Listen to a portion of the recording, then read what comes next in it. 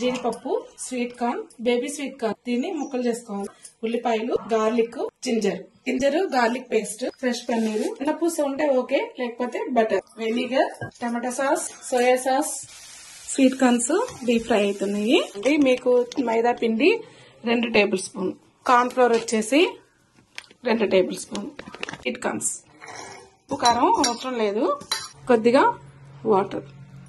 Food colour ఏమి add చేయట్లేదు. చూడండి, ఇలా పొడి పొడిగా కలుపుకోవాలి. కూడా వేగిపోయినాయి, ఇంకెక్కువ అయితే వేగద్దు. ఇదిగోండి బేబీ కార్న్స్, పన్నీర్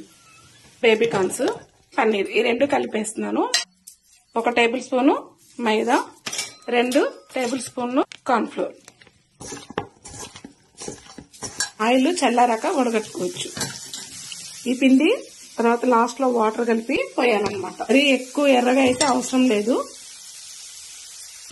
మనం బటర్ వేసుకోవాలి. ఇంట్లో నెయ్యి అయితే ఇంకా బెటర్.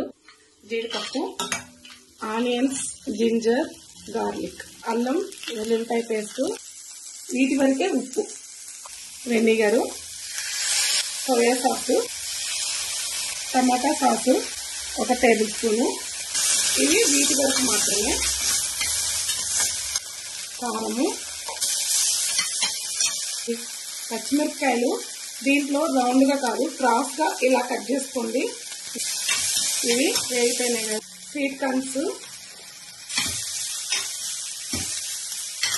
నెక్స్ట్ బేబీ కార్న్స్ అన్నమాట. ఇవి కొద్దిగా వెనిగరు, 1/2 టేబుల్ స్పూన్ పేస్ట్. బయట టేస్టింగ్ సాల్ట్ వేస్తాడు, బ్లాక్ పెప్పర్ వేస్తాడు, నేను అది వాడటం లేదు. నెక్స్ట్ ఉప్పు వీటికి సరిపడా. ఇది స్పైసీగా ఉంటేనే బాగుంటుంది.